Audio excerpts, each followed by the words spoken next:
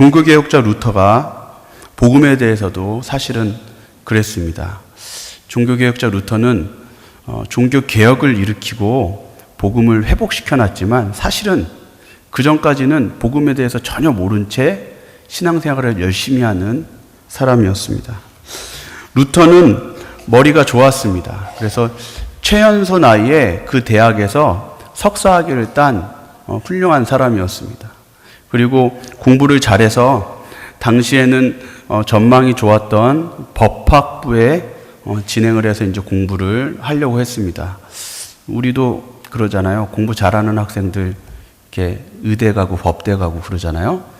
당시에도 그랬던 것 같습니다. 법대 가면 좀 보장된 삶을 누릴 수 있어서 루터는 법대로 진학을 했습니다.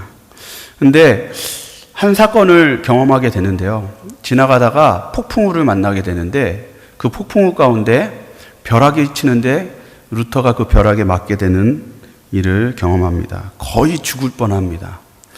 그 이후로 루터는 심란해졌습니다. 그러면서 자기가 하던 공부를 멈추고 수도사를 해야겠다.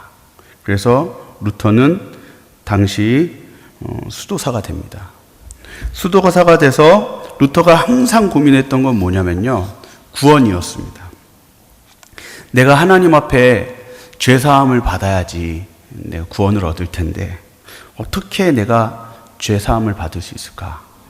어떻게 하면 그 거룩하신 하나님 앞에 내가 나아갈 수 있을까? 그렇게 고민을 했는데 고민하면 고민할수록 자기의 추한 모습이 보이기 시작했습니다. 그래서 하나님 앞에 회개를 했지만 회개하면 회개할수록 나는 너무 추해서 하나님 앞에 설 수 없다라고 생각을 하게 되었습니다. 그래서 이것을 해결받기 위해서 카톨릭에서 배운 대로 고행을 통해 하나님 앞에 좀 용서를 받기 위해서 로마 라테란 성당이라는 곳에 보면 스칼라 상크타라는 계단이 있습니다. 28개의 대리석으로 된 계단이 있습니다. 대리석 딱딱하잖아요. 그 대리석으로 된 계단을 무릎으로 오르락 내리락 하면서 주기도문을 외우면서 이제 회개 기도하면 그 회개가 하나님이 응답하신다라는 그 설이 있었습니다. 그래서 루터는 하나님 앞에 온전히 용서받기 위해서 무릎으로 그 대리석 계단을 계속 오르락 내리락 계속 합니다. 무릎에 피멍이 들 때까지 하나님 앞에 간절히 애절하게 몸부림치면서 회개를 했는데 회개하고 나서 결과는 여전히 내 안에 회개할 죄악들이 있는 거예요. 내가 회개를 충분히 했는데도 또 죄가 생각나니까 루터가 이런 생각을 합니다. 내가 아직 회개하지 못한 상태에서 죽음을 맞이한다면 나는 어떻게 되는 것인가? 계속 죄가 티슈 뽑듯이 계속 죄가 나오니까. 그래서 루터는 회개하면 회개할수록 하나님 앞에 고행하면 고행할수록 마음속에 용서의 확신이 사라지게 되는 결과가 나타납니다.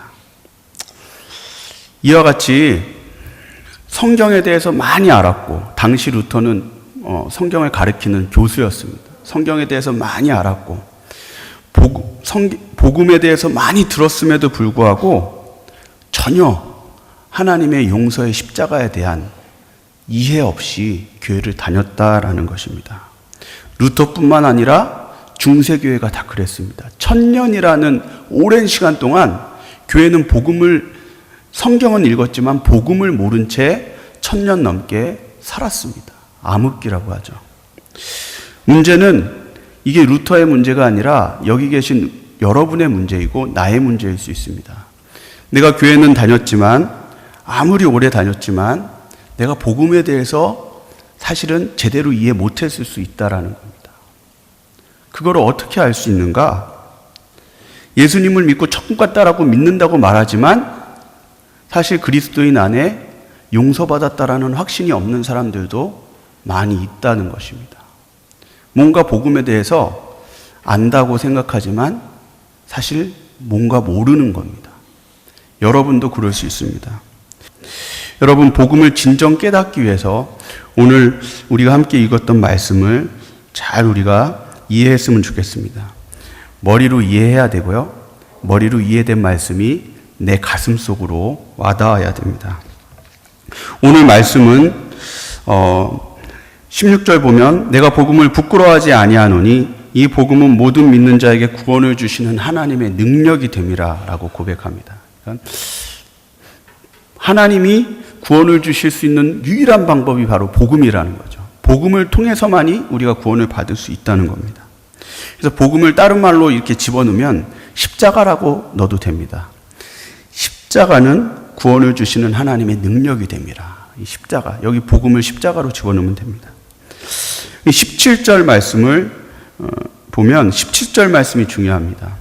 17절에 보면 복음에는 하나님의 의가 나타나서 믿음으로 믿음에 이르게 하나니 기록된 바 오직 의는 믿음으로 말미암아 살리라 함과 같으니라.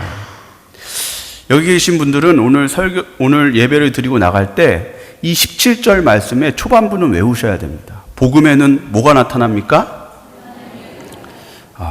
외우셨습니다. 복음에는 하나님의 의가 나타나서, 복음에는 하나님의 의가 나타난다. 이게 무슨 의미인지 머리로 이해가 되고 이게 가슴으로 와야 됩니다. 복음에는 하나님의 의가 나타난다. 이게 무슨 뜻인가?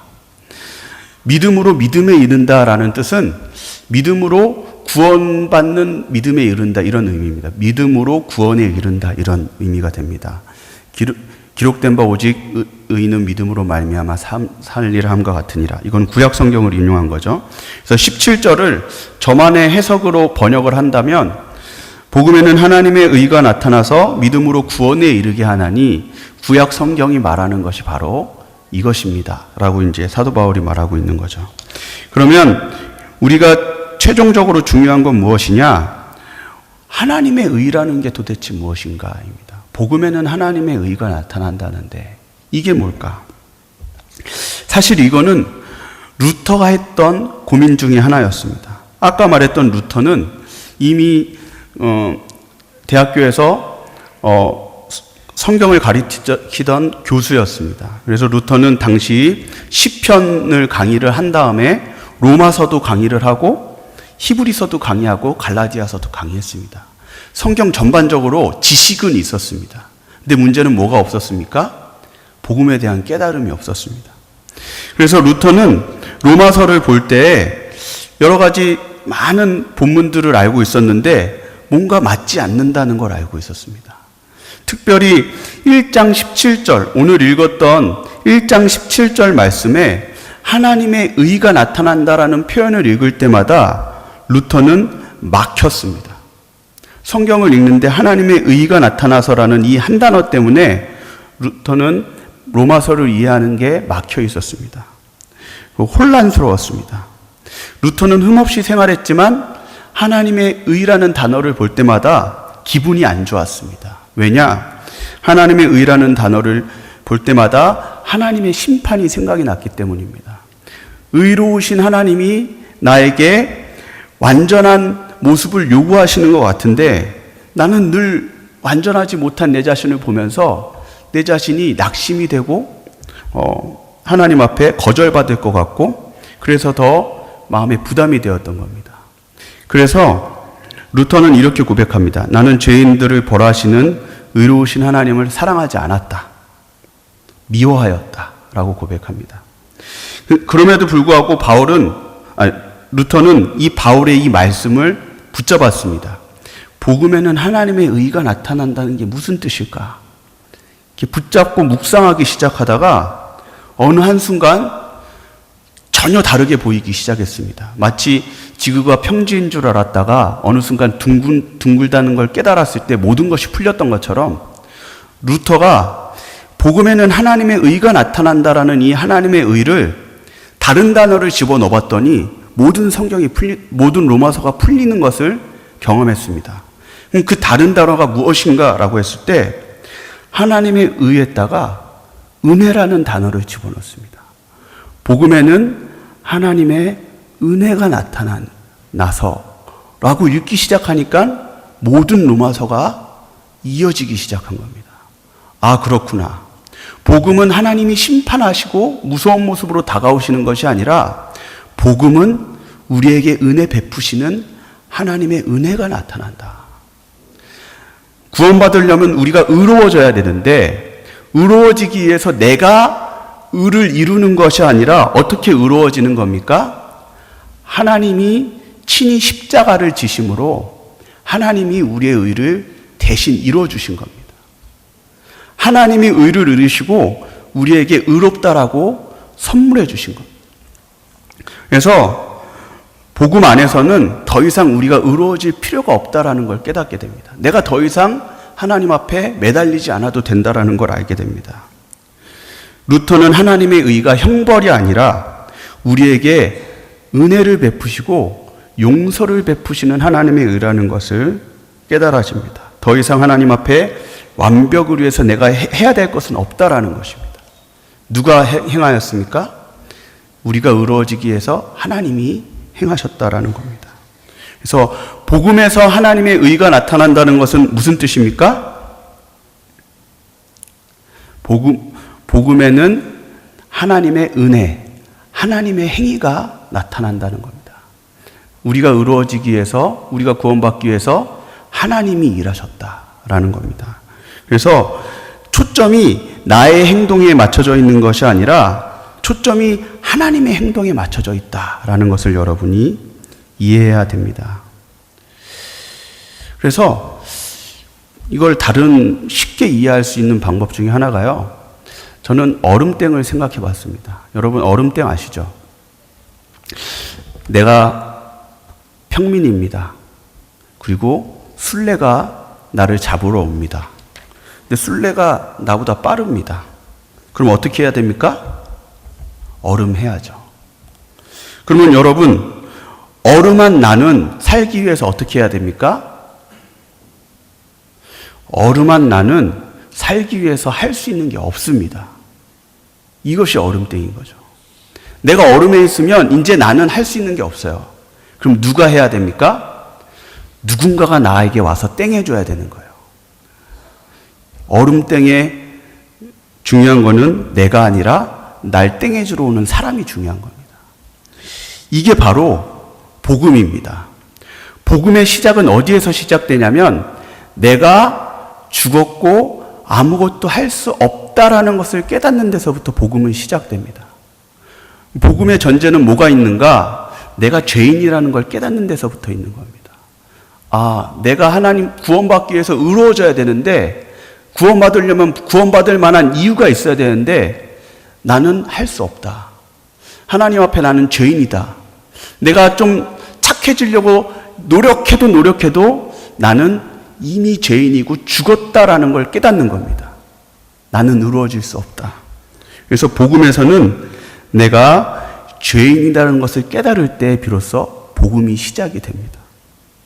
그래서 나는 하나님 앞에 의로운 존재가 될 수 없다. 나의 의가 포기가 되는 거죠.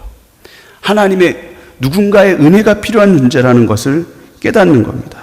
그래서 여러분 복음을 깊이 깨닫기 원하신다면 여러분이 하나님 앞에 어쩔 수 없는 죽을 수밖에 없는 노력해도 안 되는 그냥 죄인임을 깨닫는 것이 복음의 은혜를 깨닫는 데 큰 도움이 됩니다. 그래서 로마서 5장 20절에 보면 이런 말씀이 있습니다. 율법이 들어온 것은 범죄를 더하게 하려 함이라. 그러나 죄가 더한 곳에는 은혜가 넘쳤나니. 여러분이 예수님 안에 용서의 은혜를 경험하기 원하신다면 먼저 여러분이 어쩔 수 없는 죄인이라는 것을 깨달아야 됩니다. 내가 아무것도 할 수 없다라는 것을 깨닫는 순간 무엇이 보이기 시작하냐면 나를 구원하신 하나님이 있구나. 하나님이 보이기 시작합니다. 내가 하나님 앞에 용서받기 위해서 정말 하나님 바지 가랭이를 붙잡고 매달려봤지만 내가 매달린다라고 해서 용서받을 수 있는 게 아니구나. 내가 의로워질 수 있는 건 아무것도 없구나라는 걸 깨달을 때 복음에 뭐가 나타나냐면 나를 용서하시기 위해서 오신 하나님이 보이기 시작하는 겁니다. 복음은 나의 노력이 아니라 하나님의 노력이 중요한 겁니다. 나를 용서하시기 위해서 하나님이 일하셨다. 나를 용서하시기 위해서 하나님이 나를 찾아오셨다. 이것이 복음입니다. 그래서 복음에서는 뭐가 나타납니까? 나의 열심이 아니라 하나님의 열심이 나타나는 겁니다. 복음에서는 나의 공로가 아니라 하나님의 공로가 나타나는 겁니다. 복음에서는 나의 완전함이 아니라 하나님의 완전함이 나타나는 겁니다. 나는 죽었고 죽은 나를 하나님이 살려주신 겁니다. 그래서 저는 로마서에 복음에는 하나님의 의가 나타난다. 이걸 루터는 복음에는 하나님의 은혜가 나타난다. 이렇게 해석했지만 저는 조금 더 다르게 해석합니다. 어떻게 해석하는가? 복음에는 하나님의 열심이 나타난다라는 겁니다.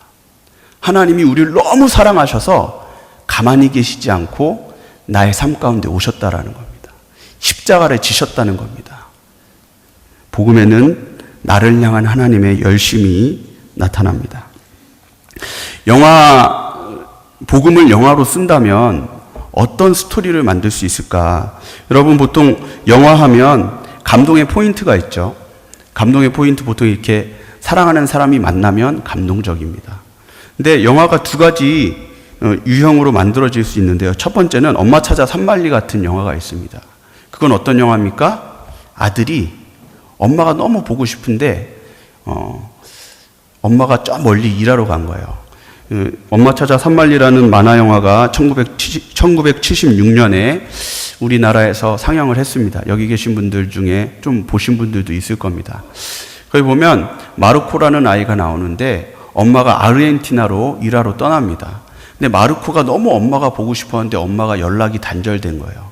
그래서 마르코가 어떻게 합니까? 그 꼬마 아이가 엄마 보려고 아르헨티나까지 찾아간 거예요. 그게 산말리예요, 산말리. 그래서 결국 엄마를 만나는데 엄마가 어떤 모습으로 있습니까? 여기서 보셨을 것 같았는데 엄마는 병에 걸려 누워 계십니다. 엄마는 아무것도 할 수 없는 상태였어요. 근데 아들을 보고 기뻐서 이제 수술 받기로 결심하고 이제 다시 이탈리아로 돌아와서 행복하게 살았다. 이게 이제 엄마 찾아 산말리죠. 여기에서 감동의 포인트는 아들이 엄마를 찾아갔다예요. 비슷하지만 좀 다른 영화가 있는데요. 그게 뭐냐면 아저씨라는 영화입니다. 여러분 아저씨 보셨습니까? 아저씨에는 아주 훌륭한 주연 배우가 나오는데 원빈이라는 배우가 나옵니다. 원빈이라는 사람이 아저씨예요. 아저씨. 옆집 아저씨입니다. 참 잘생긴 사람이죠. 그리고 아저씨의 또 다른 주인공이 한 명이 있는데 꼬마아이입니다. 소미라는 꼬마아이가 있습니다. 여자아이인데요. 이 아이의 별명은 쓰레기통입니다. 왜 쓰레기통인가? 아이들에게 쓰레기 취급을 받아서 쓰레기통이에요. 아이들한테 무시받고 없는 것 취급당하는 아이였습니다.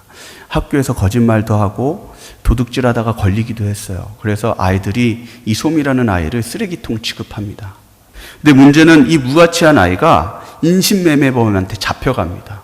아무도 이 아이를 건져낼 수가 없는데 문제는 이 인신매매범들이 엄청나게 큰 무서운 조직이었다라는 거예요.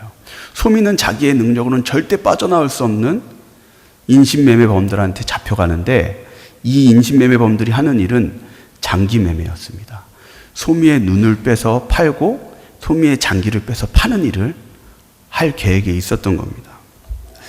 이 소미가 할 수 있는 건 뭐가 있었습니까? 아무것도 없었습니다. 근데 영화의 클라이막스에 뭐가 나타나는가? 옆집 아저씨가 등장합니다. 원빈이 등장을 해가지고 그 무서운 깡패들을 그 옆집 아저씨가 다 해치웁니다. 어떻게 그게 가능한가? 일단 영화니까 가능하죠. 그리고 그 옆집 아저씨가 알고 보니까 특수부대 교관이었어요. 격투기 교관이어서 웬만한 그 무서운 사람들 다 제압합니다. 총 쏴도 안 맞습니다. 맞긴 맞았지만 죽지는 않았습니다. 그래가지고 모든 악당들을 다 해치우고 이 꼬마아이를 구원해낸 겁니다. 그때 이 꼬마아이가 그 옆집 아저씨한테 이렇게 얘기해요. 아저씨 정말로 나 구원하시러 오신 거 맞죠? 라고 물어봅니다. 이게 이제 감동의 포인트인 거죠. 이 영화의 감동의 포인트는 어디에 있습니까? 이 멋진 아저씨에게 있는 겁니다. 이 멋진 아저씨가 옆집 아저씨라는 건 그런 거잖아요. 남남이잖아요, 남남. 그냥 외면할 수 있는 거잖아요. 근데 이 멋진 아저씨가 이 꼬마가 죽는 걸 외면하지 않았다는 거예요. 그리고 그 역경을 딛고 이 꼬마에게 찾아와서 꼬마를 구원했다. 이게 아저씨라는 영화의 그 감동 포인트입니다. 복음이란 무엇인가라고 했을 때 엄마 찾아 산 말리는 복음이 아닙니다. 세상의 종교입니다. 세상의 종교는 어떻습니까? 구원을 얻기 위해서 내가 열심히 노력합니다. 이 아이처럼, 마르코처럼 신앙생활 하시는 분들도 이 안에 존재합니다. 하나님을 만나려면, 구원을 받으려면 내가 하나님을 찾아서 산만리를 떠나는 거예요. 하나님을 만나려면 내가 열심히 해야 되는 게 중요한 겁니다. 나의 열심에 초점이 맞춰진 신앙생활 하는 분들 많이 있습니다. 그런 분들은 복음을 모르시는 겁니다. 복음은 무엇이냐? 영어로 따지자면 아저씨입니다. 내가 하나님을 열심히 붙잡기 이전에 일단 내가 할 수 있는 게 없어요. 근데 어떻게 된 겁니까? 하나님이 날 찾아와 주셨다라는 거예요. 내가 하나님을 부르기 전에 이미 하나님이 날 찾아와 주셨다는 겁니다. 내가 회개하기 전에 나를 위해서 예수님이 십자가에 돌아가셨다라는 겁니다. 내가 몰랐을 뿐이지 하나님은 나를 찾아오신다는 거. 기도하는 것도 바뀌어야 됩니다. 하나님 만나기 위해서 내가 짜내야지 하나님이 이 정도면 됐다라고 응답해 주시는 것이 아니라 하나님은 우리가 기도하기 전에 이미 응답하려고 하십니다. 내가 하나님을 찾기 이전에 이미 하나님은 나에게 문을 두드리고 계시는 겁니다. 내가 모를 뿐입니다. 여러분, 복음이란 무엇인가? 내 노력에 집중하는 것이 아니라 나를 찾으시는 하나님의 노력을 깨닫는 게 바로 복음입니다. 복음에는 나의 노력이 중요한 게 아닙니다. 복음에는 뭐가 중요합니까? 나를 찾으시는 하나님의 노력이 있다라는 겁니다. 교회 신앙생활 오래 하셔도 여전히 내 노력만 바라보시는 분이 있어요. 나를 찾아와 주신 하나님의 노력을 모른 채 내 노력만 보이는 거예요. 그러면 어떻게 됩니까? 용서의 확신이 절대 없습니다. 여러분, 어제 잘못하셨고 그저께도 잘못하셨고 소시적에도 잘못하셨죠. 욕 많이 쓰셨고 술도 많이 마셨고 막 엄마한테 나쁜 소리도 하고 잘못한 거 많으십니다. 용서 받으셔야죠. 용서받기 위해서 하나님께 열심히 매달려 보십시오. 용서의 확신은 없을 겁니다. 용서받기 위해서 내가 용서를 받아내겠다 이러면 절대 용서의 확신이 없어요. 용서를 받기 위해서는 어떻게 해야 됩니까? 나에게 초점을 맞추지 마시고 나를 용서하신 하나님께 초점을 맞추십시오. 하나님이 어떤 분이신가를 보셔야 됩니다. 복음에 나타난 하나님은 어떤 하나님입니까? 나를 용서하시기 위해서 모든 걸 내어주신 분입니다. 나를 용서하시기 위해서 자기 아들 예수님을 십자가에 내어주신 분입니다. 용서 안 해주시겠습니까? 여러분이 다른 날보다 조금 더 욕을 많이 했다고 해서 오늘 하나님이 여러분을 비난하시겠습니까? 아닙니다. 하나님은 이미 용서하셨습니다. 그러므로 복음에는 하나님의 의가 나타난다. 복음에는 하나님이 중요하다. 하나님이 나를 향한 행위가 중요하다. 이것을 깨닫는 순간에 하나님의 마음에 집중할 때 내 마음에 용서의 확신이 있는 거예요. 오늘 말씀을 마무리하면서 오늘 여러분 마음속에 로마서 1장 17절 말씀이 새겨지길 바랍니다. 복음에는 나의 의가 아니라 복음에는 하나님의 의가 나타나서 믿음으로 내가 구원을 받게 되었다. 하나님이 나를 사랑하신다. 내가 부족해도 사랑하셨다.